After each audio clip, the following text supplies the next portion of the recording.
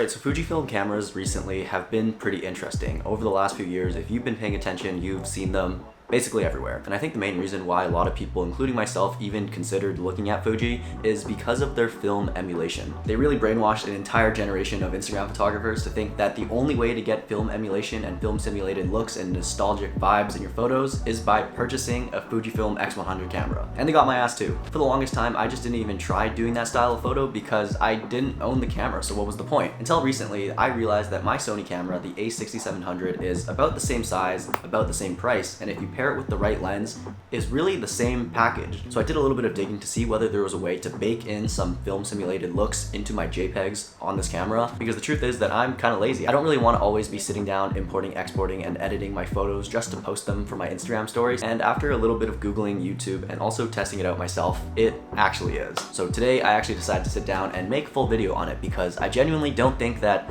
anyone needs to sell their Sony camera now to go buy a Fujifilm just to chase that look. It is really simple, and I'm going to show you guys exactly how it's done with some samples.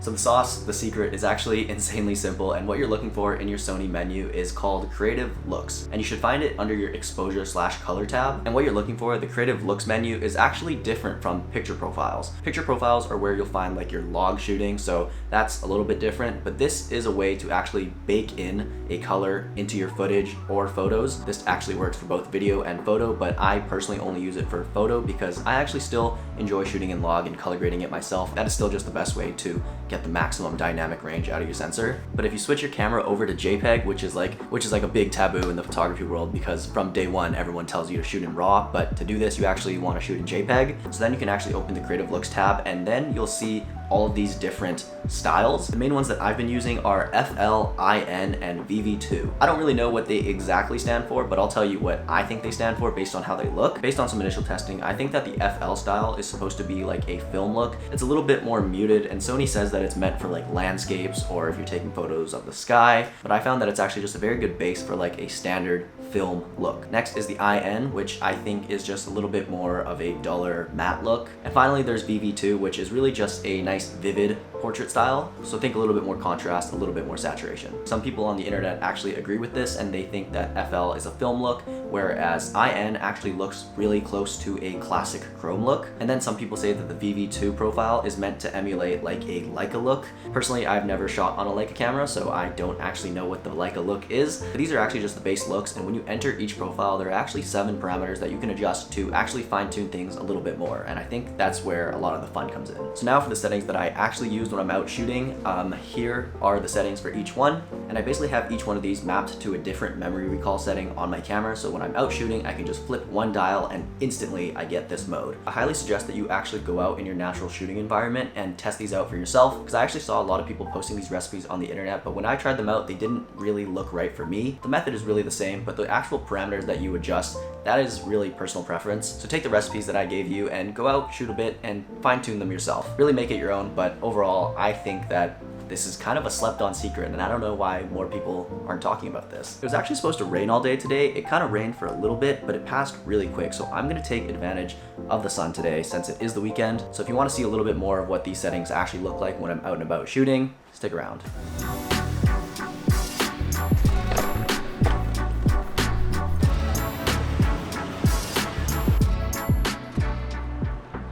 Alright, so to test out some of these things, I decided to go on a little bit of a walk just around the city, around Toronto, kind of capturing whatever I saw. I always see this style of like POV photography, and I thought it'd kind of be cool to play around with it, and also just to show you guys what the 3 different simulations actually kind of look like when I'm out and about shooting. Alright, so the first one, which I probably use the most, is the FL look.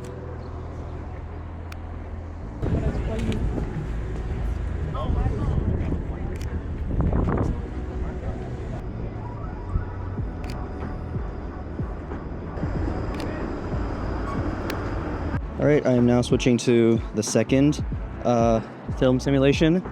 I kind of forget which one's which, but I'll have it on screen.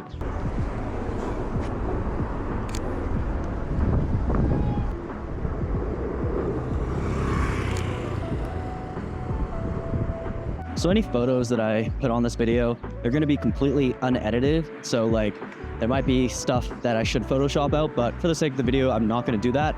And also if I miss exposure, like that's completely on me. So just view the photo as it is. And yeah, I'm not that great of a photographer.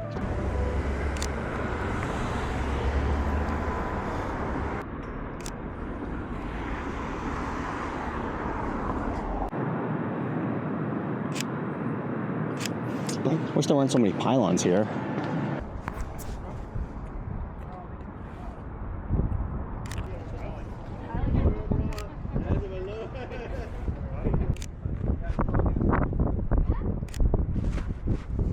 Okay, there's a photo here somewhere, but I just can't seem to get it right. Like it's somewhere here. This building is so nice, but my composition skills just aren't there right now. I don't know, it's somewhere here. Maybe it's there. And finally, now I'm shooting in the VV2 profile. This is probably my least used just because of how contrasty and saturated it is. And I know this kind of goes against everything I've been saying, but if I actually had to, I'd rather add that in post.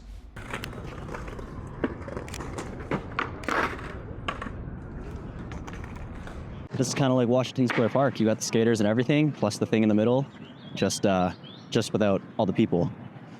I think the important thing is that they all look good, so it doesn't really matter.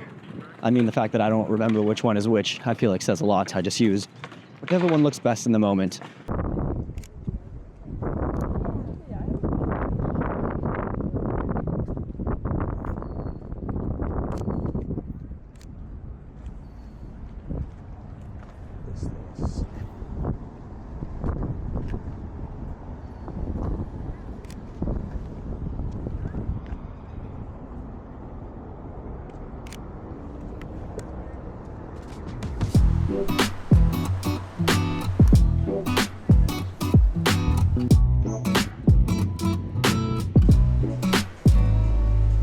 So all the photos that you guys just saw were using those 3 film simulations that I showed you on my Sony camera. For the sake of the video, none of them were actually retouched in Lightroom or had anything removed in Photoshop, even though some of them could use it because I definitely missed exposure on some of them.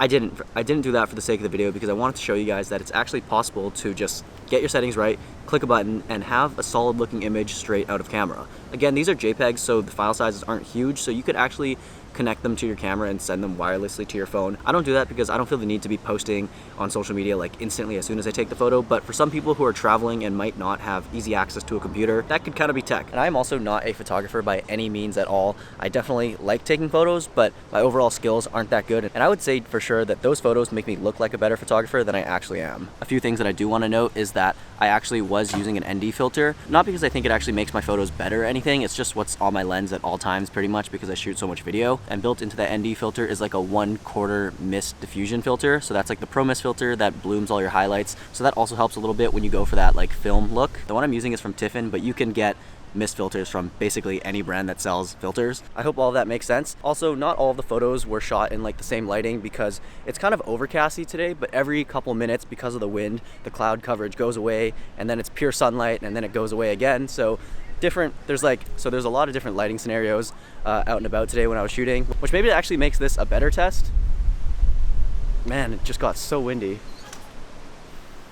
Anyways, that wind is what I'm talking about. But that was really fun. I'm here up by Castle Loma in Toronto. Never actually been up here and checked out this thing, but it's just a castle like in the middle of the city. Glad I could share that with you guys because so many people were actually asking about it on my Instagram because I've been posting about it, teasing it. I think it's an extremely solid way of getting quick photos. I'm gonna be using it because I'm lazy, like I said. If you do end up using it and find some cool film recipes, make sure to drop them in the description to help myself out and also other people. So yeah, I think for the rest of the night, I am gonna start heading home and maybe grab some food. I'm kind of hungry. Yeah, let's do that.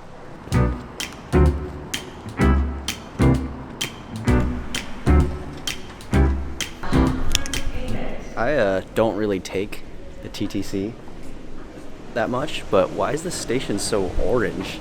Like, look around.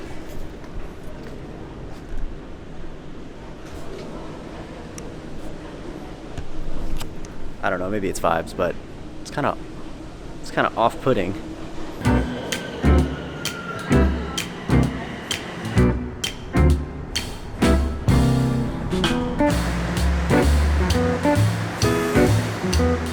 I'm heading towards Chinatown right now. I didn't really pick an exact dinner spot or anything. Every time I walk down this one street, there are just so many restaurants, and I always tell myself, wow, I should eat here sometime. So I'm just gonna go and look and see what's open, see what's good. I assume everything's gonna be open. I mean, it's Saturday night, so I'm just gonna go see whatever looks good and then jump in there. That's the plan right now.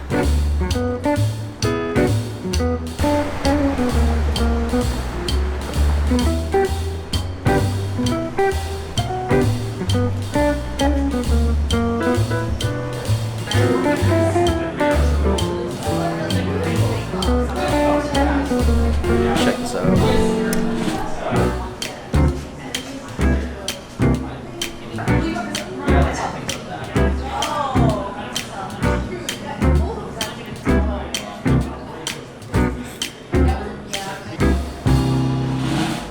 I highly rate that place. I think if you're ever in the area, you should definitely go check that place out. It wasn't too expensive, plus it was unlimited free noodles. So I just immediately off the bat, I just ordered extra noodles because I feel like you have to take advantage of that. And after 2 bowls of noodles plus like a ton of meat, they did not skimp out on the meat. I am extremely full and I feel like I'm waddling home right now. But I do highly rate that place. So Hey Noodle, go check it out. I'll give it a 9 out of 10. I was really hungry today, so maybe that's a little bit biased, but 9 out of 10.